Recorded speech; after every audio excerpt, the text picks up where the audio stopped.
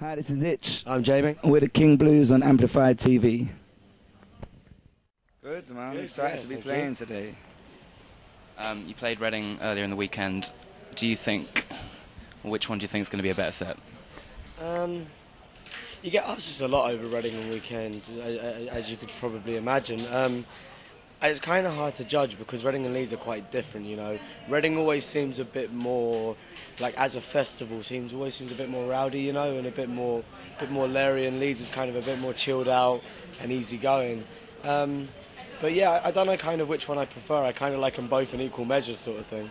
So I'll sit on the fence on that one personally. Well, how was the crowd at Reading? Amazing. It was genuinely just like Reading for me and Itch is kind of like it's a festival that we grew up going to, and like it's being from London and being from the south is kind of really close to our hearts. And it was just a really amazing festival last night. Yeah, it's always a bit of a humbling one, Reading, I think, because the first time we ever played Reading and Leeds, we were on, opening up the lock-up stage. So to be back on that stage again is like, it's cool, man. It's definitely cool, you know.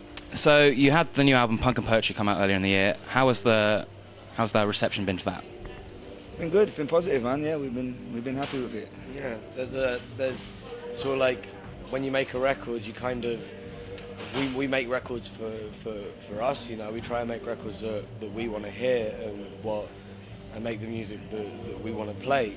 And then suddenly you realise when you put the record out there, it's like, oh, other people are going to listen to this, and it's a part of it sort of doesn't belong to you anymore. It belongs to the people that want to go and listen to it. So it's always a little bit scary, but the reception's been fantastic. It's like getting rid of a child when it grows up.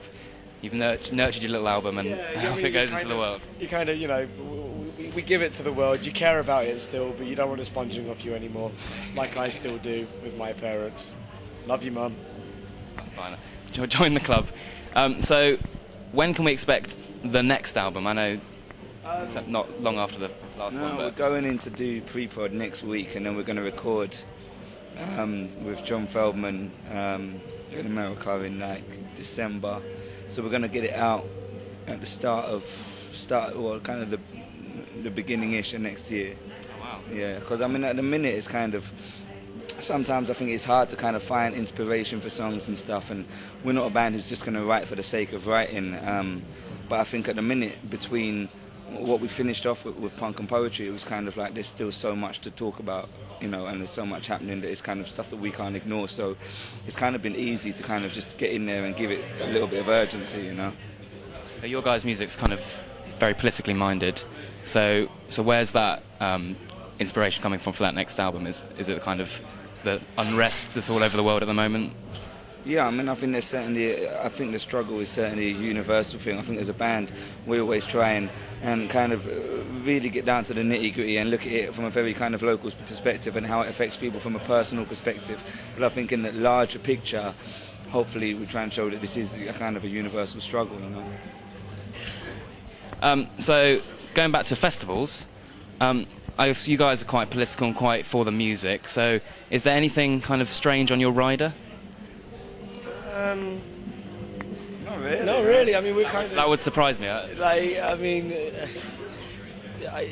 always like to put silly jokes into riders and just ridiculous things. I think the last one I did was a signed photo of Luke Johnson from the Lost Prophets, and we did that on a tour once, and just as a pure joke. But a couple of places the promoters printed off a picture of him and hand signed it themselves. But no, we're just kind of, I don't know, like it's just fairly normal. We're just sort of, nothing too ridiculous, nothing too silly. A few beers and some crisps, Some water, nice pack of crisps I go and miss every now and then. Cheese platter, robot, Mercedes-Benz. I see you Jimmy hats. Couple of puppies. A few puppies. I won't go on stage unless there's at least 3 kittens and 12 puppies. Usual stuff you find on bands riders, Yeah, nothing extravagant or anything like that. Okay, cool. So when you've been on stage at these festivals, what's the craziest thing you've seen in the audience? I don't know, over the years I guess I've seen some kind of really weird and wonderful people and exuberant people. I guess the weirdest thing I've seen, probably not not at one of our shows, but our friends the Skints were playing at Guildfest this year, and I was watching them from the side of the stage, and there was a girl just front and centre who was just genuinely louder than the PA. Every time they played a song that she knew, or anything happened that she recognised, she just squealed and screamed, and it was like everyone was just like, wow, that's impressive. So you get, you know, she was probably in recent memory, she's probably been my favourite. Louder than the... Okay, that's cool. So, you played with Guildfest this year? We didn't, no. You didn't? You were just there for enjoying? Okay. Okay, fair play. We saw you at Download, so where does kind of Reading and Leeds fit into kind of your festival schedule? I know you say Reading's got really close to home for you, but what about all the other festivals you've done? I don't know. After a little bit, if I'm honest, after like you go around for 2 months playing festivals, they do kind of sort of merge into one big muddy field.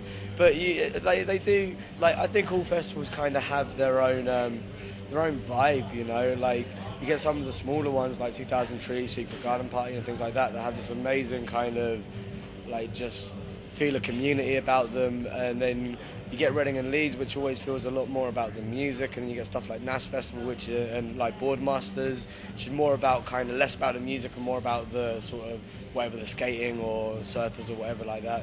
They're all so different to me, you know. All right, well, thanks, guys. You're playing the lock-up stage later on. Hope you have a great set.